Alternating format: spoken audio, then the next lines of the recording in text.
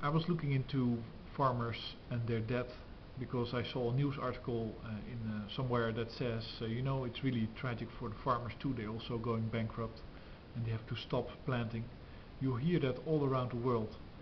People in Europe saying, okay, we're gonna cut down our cherry trees because it's no longer affordable to run it. And of course, we knew before in my other video where that was called when suicide is genocide.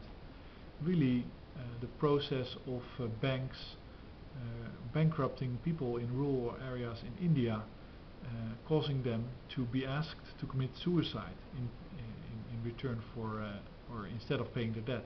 It's a social pressure that they're under to do that, and they have to go into debt because they have to buy the expensive Monsanto seed for the intensive farming practices.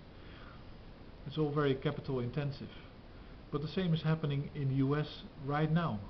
I link to a blog post that talks about the suicides on the farmers going up because milk prices have dropped by 50%, and the small farms can't really compete with the big industrial farms.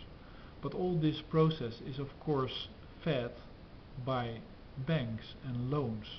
How moronic can it be that you're depleting your farming capacity in the US while California is drying up as a farm country. The rest of the world is drying up due to global warming, and everybody is ready to fight because export and import will be very hard if all currencies are inflating at record pace, which we will see in a short while.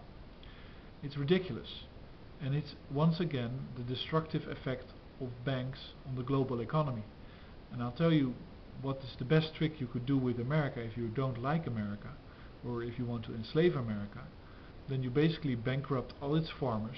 You move the farming to an area where it's very easy to do, for instance Russia or the Ukraine or some super poor country where they're now building farms at record pace, and you feed the Americans from abroad. So they always have to buy what they need, just like in Zimbabwe, where the people are digging for gold to buy bread, while they could be digging to plant seeds and grain and make their own bread. But of course then they're not dependent and you cannot control them.